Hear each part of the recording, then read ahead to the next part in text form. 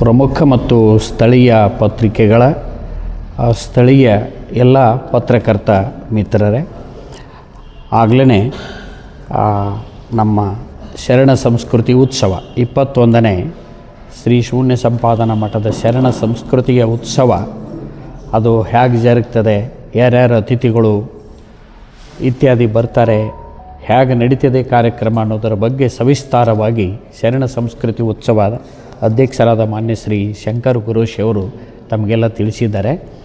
ಅಲ್ಲದೆ ಇಲ್ಲಿ ಆಮಂತ್ರಣ ಪತ್ರಿಕೆಯಲ್ಲಿ ಎಲ್ಲ ವಿಷಯಗಳು ಕೂಡ ಇರೋದರಿಂದ ವಿಶೇಷವಾಗಿ ಹೆಚ್ಚಿಗೆ ಹೇಳುವಂಥದ್ದೇನು ಇಲ್ಲ ಅಂತಂದ್ರೂ ಕೂಡ ಇದು ಪ್ರೆಸ್ ಮೀಟ್ ಆಗಿರೋದ್ರಿಂದ ಈ ಸಂದರ್ಭದಲ್ಲಿ ನನಗೆ ಅನಿಸಿದ 2 ಮಾತುಗಳನ್ನು ಸಾಂದರ್ಭಿಕವಾಗಿ ಹೇಳೋದಕ್ಕೆ ನಾನು ಪ್ರಯತ್ನ ಪಡ್ತೇನೆ. ಕಳೆದ 20 ವರ್ಷಗಳಿಂದ ನಮ್ಮ ಶೂನ್ಯ ಸಂಪಾದನಾ ಮಠದಲ್ಲಿ ಶರಣ ಸಂಸ್ಕೃತಿ ಉತ್ಸವ ಜರುಗ್ತಾ ಬಂದಿದೆ. ಆ ಬಹುತೇಕ ಸಂದರ್ಭಗಳಲ್ಲಿ ತಾವೆಲ್ಲರೂ ಕೂಡ ಭಾಗವಹಿಸ್ತಾ ಬಂದಿದ್ದೀರಿ. ಆ ಉತ್ಸವದ ವಿವರಗಳನ್ನು, ಅಲ್ಲಿಯ ಸುದ್ದಿಯನ್ನು ಪ್ರಸಾರ ಮಾಡ್ತಾನೂ ಕೂಡ ಬಂದಿದ್ದೀರಿ. ತಮಗೂ ಕೂಡ ಅನಿಸಿರಬೇಕು ಅಂತ ನಾನು ಅಂದ್ಕೊಂಡಿದ್ದೇನೆ. ಏನಪ್ಪ ಅಂತ ಹೇಳಿದ್ರೆ, ವರ್ಷದಿಂದ ವರ್ಷಕ್ಕೆ ಶರಣ ಸಂಸ್ಕೃತಿ ಉತ್ಸವ ಬೆಳೀತಾ ಹೋಗ್ತಾ ಇದೆ. ಶರಣ ಸಂಸ್ಕೃತಿ ಉತ್ಸವ ಬೆಳೀತಾ ಇದೆ ಅಂತ ಹೇಳಿದ್ರೆ ಜನಗಳು ಹೆಚ್ಚು ಸಂಖ್ಯೆಯಲ್ಲಿ ಕೂಡ್ತಾ ಇದ್ದಾರೆ ಅನ್ನೋದರ ಜೊತೆಗೆ ವೈವಿಧ್ಯಪೂರ್ಣವಾಗಿರ್ತಕ್ಕಂಥ ಕಾರ್ಯಕ್ರಮಗಳು ಜರುಗ್ತಾ ಇದ್ದಾವೆ.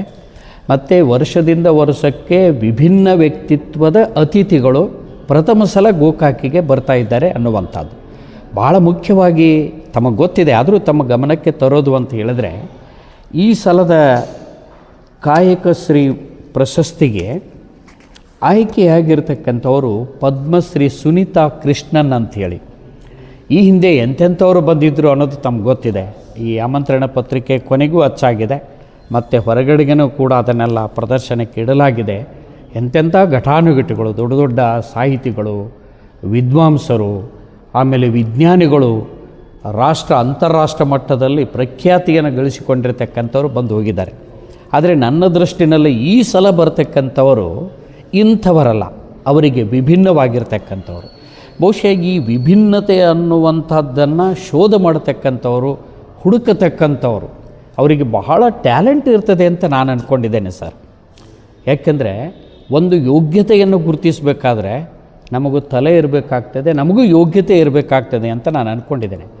ಆ ಯೋಗ್ಯತೆ, ಆ ಬ್ರಿಲಿಯನ್ಸಿ ಅಂತಕ್ಕಂಥದ್ದು, ಟ್ಯಾಲೆಂಟ್ ಅಂತಕ್ಕಂಥದ್ದು ಶ್ರೀಮಠದಲ್ಲಿದೆ.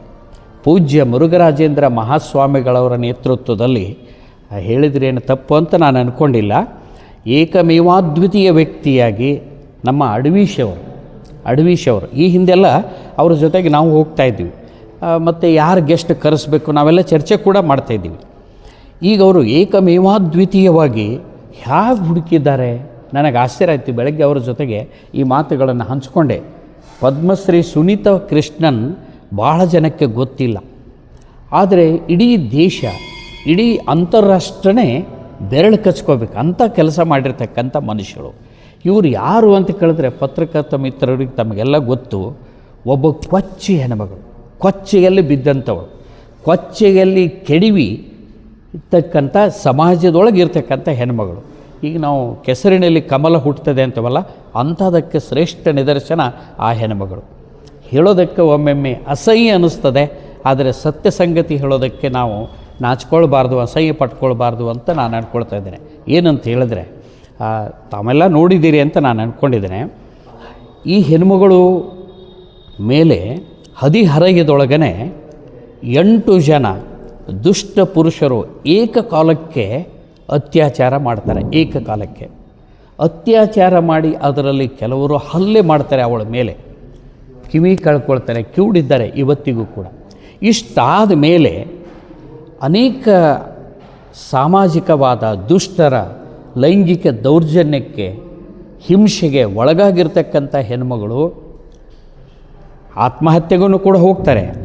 ಆದರೆ ಅದರಿಂದ ತಿರುಗಿ ಬಂದು ತನ್ನ ಜೀವನ ಕಟ್ಕೊಳ್ತಾರೆ ಅಂತ ಅನ್ನೋದಕ್ಕಿಂತಲೂ ತನ್ನ ಹಾಗೆ ಈ ಲೋಕದಲ್ಲಿ, ಈ ಸಮಾಜದಲ್ಲಿ ಲೈಂಗಿಕ ಅತ್ಯಾಚಾರಕ್ಕೆ, ದೌರ್ಜನ್ಯಕ್ಕೆ ಯಾರ್ಯಾರು ಒಳಗಾಗಿದ್ದಾರೆ ಅಂಥವರನ್ನು ಸುಧಾರಣೆ ಮಾಡೋದು, ಅಂಥವರು ಮತ್ತೆ ಒಳಗಾಗಬಾರ್ದು ಅಂತ ಹೇಳಿ ಈ ದೇಶ ಹೊರದೇಶಗಳಲ್ಲಿ ಒಟ್ಟಾರೆ ಅಂತಾರಾಷ್ಟ್ರ ಮಟ್ಟದೊಳಗೆ 32,000 ಹೆಣ್ಣುಮಕ್ಕಳನ್ನು ಬದುಕಿಸಿದ್ದಾರೆ ಈ ನರಕದಿಂದ. ಈ ಹೆಣ್ಣುಮಕ್ಕಳನ್ನು, ತಾಯಂದಿರನ್ನು ಮತ್ತು ಹುಡುಗಿಯರನ್ನು ರಕ್ಷಣೆ ಮಾಡಿರ್ತಕ್ಕಂಥ ಕೀರ್ತಿ ಹೆಣ್ಣುಮಗಳಿಗೆ ಸಲ್ತದೆ.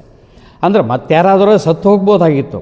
ಈ ಹೆಣ್ಣುಮಗಳು ಪುನರ್ಜೀವನ ತಗೊಂಡು ಬದುಕಿ ಇಂಥ ಕೆಲಸ ಮಾಡಿ ಸುಮಾರು 50ಕ್ಕಿಂತಲೂ ಮಿಕ್ಕಿ ಅಂತಾರಾಷ್ಟ್ರ ಮಟ್ಟದ ಪ್ರಶಸ್ತಿಗಳನ್ನು ಈ ಹೆಣ್ಣುಮಗಳು ಪಡ್ಕೊಂಡಿದ್ದಾರೆ.